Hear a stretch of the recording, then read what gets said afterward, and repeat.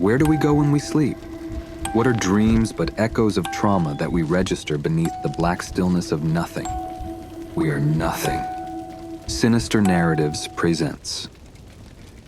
In the heart of Tlacopan, my elder brother Ixtaca and I stood at the edge of No Tomorrow, a cliff overseeing the chinampas and dense forests of our city-state.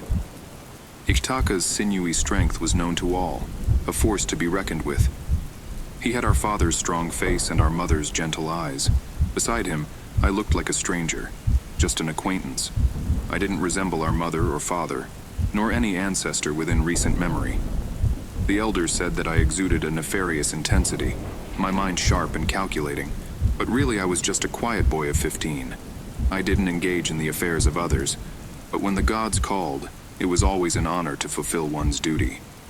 On the night of the third moon, Ixtaca and I were summoned to the mystic shaman at the Place of Many Tears, a cavernous underwater tunnel that leads to a hidden waterfall at the heart of Xochitl Mountain. This shaman was said not to deal with captives or criminals as sacrifices to the gods, but noble sacrifices of another nature. Upon entering the Place of Many Tears, my brother and I were embraced by the water's mighty rumbling. The mountain's deafening tears silenced songbirds and purring jaguars. Even the earth shook in awe. "Sons of Tenuk and Citlali, you have arrived," the shaman said, his words cutting through the water's rumbles. He sat beside a mountain of human skulls, pecked clean by the nearby ravens, no doubt. The shaman's frail body and leathery skin were adorned in magnificent green feathers and painted black stripes that swept his eyes. He was blind, and even amongst the pile of death beside him, it was a perfumed cloud of flowers that sailed on the wind, masking the blood or rotten flesh. The gods are waiting. My brother and I both bow our heads, Ixtaca still as stone. I shivered from the cold, still sopping wet. Knowing my face, fear didn't materialize, but I felt its fangs deep in my heart.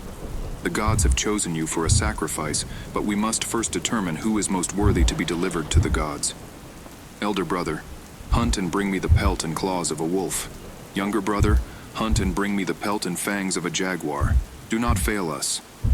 He brought a cactus needle and pierced the flesh of his palm. The crow's wings at his eyes soared to the seven skies. The shaman muttered, "You have until sunrise, my sons. Be swift." "It is an honor to serve the gods," my brother said, bowing. I saw the sadness in my mother's eyes as he turned to me, signaling that I pay my respects. "Yes, the greatest honor," I added, my voice suddenly unsure of everything in the world but one thing. My brother was the greatest man who ever lived. Ixtaca's journey led him deep into the wilds, where he pursued a formidable wolf. I followed him, keeping a distance, knowing my battle would reveal itself when the time came. Deep in the forests, I could no longer see the edge of No Tomorrow. The wolf's growls reverberated as if the earth's hunger was known to all. Its silver eyes locked onto Ixtaca's form, like twin moons in the dark. Determined, I watched as he squared off against this beast that went silent immediately after awakening the seven skies. I felt my brother's heart pounding, cutting through the rush of relentless rain. Ixtaca was terribly brave and even more stupid, I thought. To prove my worth, I will battle free of weapons. I will fight with all my heart, he said. Sure enough, my brother's obsidian blade and hatchet plopped into the muddy ground. His calves flexed in the rain as he dug his feet further into the soft sediment. The wolf lowered its gaze, growling. The fangs of fear clamped my heart tighter. "Ixtaca," I yelled, my voice too weak to carry far in the rain. "Please do not die, brother. Your life is too precious." He ignored me. His eyes locked on the wolf's. Live to die another day. I knew it to be a betrayal and dishonor of the gods to back down now, but I was only human. Surely the gods could understand that. The wolf lunged at Ixtaca, snapping its jaws wildly. My brother stood sturdy as the walls of Tenochtitlan themselves, his shoulders and arms rigid as he grappled with the beast. When Ixtaca grit his teeth in his face, I saw my father raging in defiance, and I saw my mother shut her eyes to the beastly things lashing at her. Ixtaca slipped in the mud, and the wolf nipped at his neck, but just as swiftly, my brother redirected the wolf's own power against it, twisting the mass of soaked fur into the ground head first. They both snarled, gasping for air as they rolled in the rain. Caked with mud, the wolf ravaged against the forces of nature, but my brother was fiercer, stronger. In the thick mud, Iktaka found his arms wrapped around the wolf's neck, and just when I thought it was over, the black jaguar, cloaked in night, snuck up from behind me. It roared like thunder, sending the hair on my neck hailing to the seven skies. Without another thought, I swiped my brother's obsidian blade and hatchet. Light on my toes, I ventured deep into the heart of the jungle, away from my brother who was still fighting his own battle. I was swift, my senses on high alert. The scent of damp earth mingled with the rain. It was everywhere. It was everything. And I knew I couldn't smell jaguar, nor could jaguar smell me. In the dead of night, in the pouring rain, I knew if I could mask my breaths under the rolling thunder, there would be no sign of me. It'd be as if I never existed. When I lost jaguar, I hid behind the trunk of a tree, feeling the grooves carefully for any markings I had made earlier that day. No, not this one. I wasn't strong like Iktaka, nor as brave, but I wouldn't be a candidate to be delivered to the gods if I didn't have something comparable to my brother's strength. 3 trunks later, my fingers traced the bark of a trunk marked with an X. Here, I gasped in disbelief. My trap was here. 3 paces before me was a pit with 20 spears jutting upward at the bottom, laced with viper venom.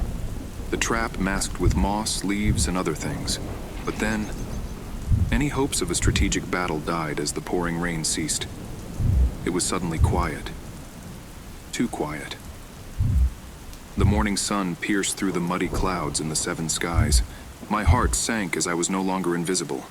The gods could see my shame, clear as day. Jaguar's growls shook the earth at my feet. His amber eyes, like twin suns, gleaming with intrigue. He slinked through dense jungle greens, shimmering black like an obsidian monster. Its muscles shifted powerfully beneath its fur coat as it stepped forward, then paused. Jaguar saw me as an equal. I followed suit, matching one step, obsidian blade in one hand, hatchet in the other. Then, before it could move again, I stepped just before the edge of my trap. The gods are mocking me. I heard raven crows from above, and the fangs of fear ensnared my heart in totality.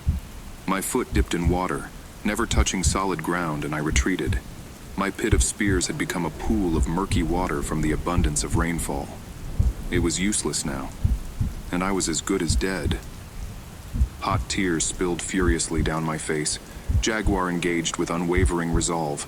And in that moment, without another thought, I brought my arms up to shield my neck, blades out.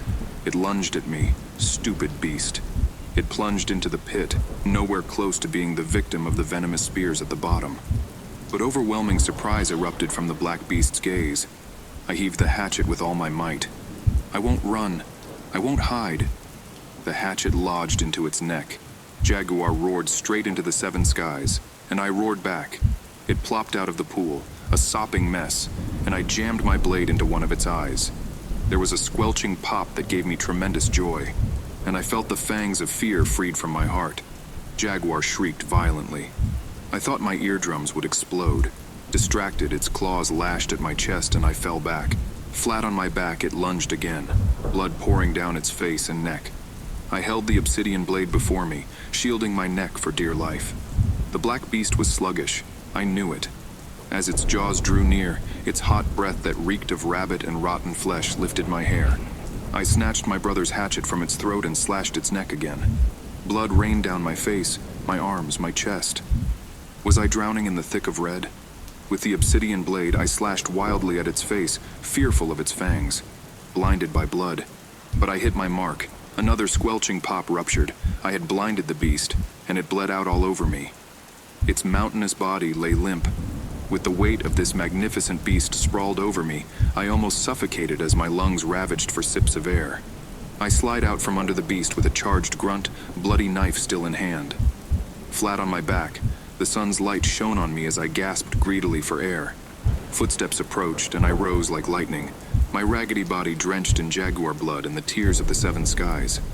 I was ready for absolutely anything. I dropped my guard when I saw Iktaka carrying the dead wolf over his shoulders like a warrior's cloak. He laughed, tossing his bested beast to the ground, and ran to hug me so fiercely I thought another jaguar had tackled me. "The sun has risen, brother. We must meet at the place of many tears. Destiny awaits," he said. With pelts draped over our shoulders, he in wolf's clothing and I in jaguar, We met once more, the weight of our destiny heavy upon us. A shared understanding pulsed between us, and I shone with pride. In the eyes of the gods, I was equal to my elder brother, the man with my father's face and mother's eyes. When he smiled at me, I felt our family whole again. Iktaka presented the wolf pelt and the wolf claws to the shaman. I presented the jaguar pelt and the jaguar fangs. Both elder brother and younger brother are victorious, it seems, called the shaman, his voice itching with worry. Both of you were not to return. This was not foreseen. The shaman lifted another cactus needle and pricked his palm. The gods still demand the greatest sacrifice. It cannot be helped. Iktaka, bring me your brother's eyes, dead or alive. I saw my brother's breath stolen by the shaman's words. I saw our mother's tears. Younger brother, bring me your brother's eyes, shaman shouted.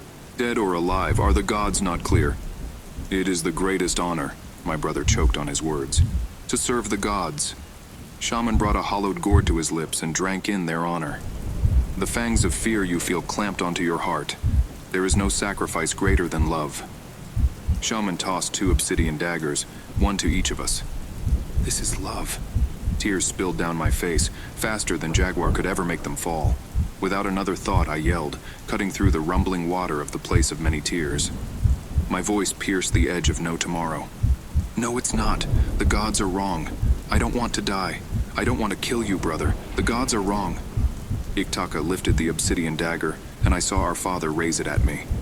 I saw our mother hold her gaze steady, never shielding her eyes. In the air, I couldn't tell the difference between the taste of death and the perfumed flowers. He pounded me, my face, my chest, my heart. Brother was stronger than wolf and jaguar.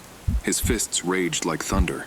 I could feel the swelling rise beneath my skin, the notches of black and blue and violet materializing where my red skin sat on my wiry frame. I didn't fight him. I wasn't afraid of raising my blade at his throat.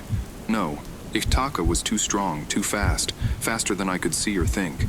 My brother truly was the greatest man who ever lived.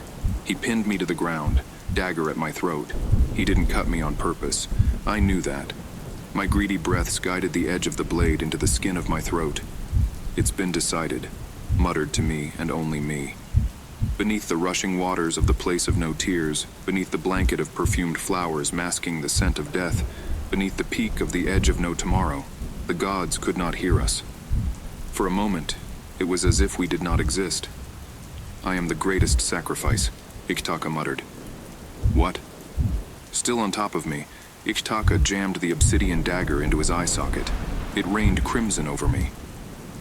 There was no squelch or pop as when I had ruptured Jaguar's eyes. My brother was meticulous. Peeking through my hands, I saw my father rip out our mother's eye.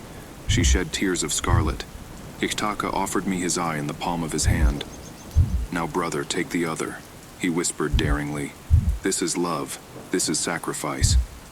Without another thought, I cried, You've given me your right eye, brother. Please take my left. I smiled faintly. I would give it to you myself, but you've left my arms useless. We both laughed like when we were boys, and the happy sounds turned sour as we cried. Iktaka jammed his fingers in my left eye, spreading apart my eyelids far past where they would naturally open. I did not feel the fangs of fear nipping at my heart. I felt warm again as the last that eye had ever seen was my family whole again.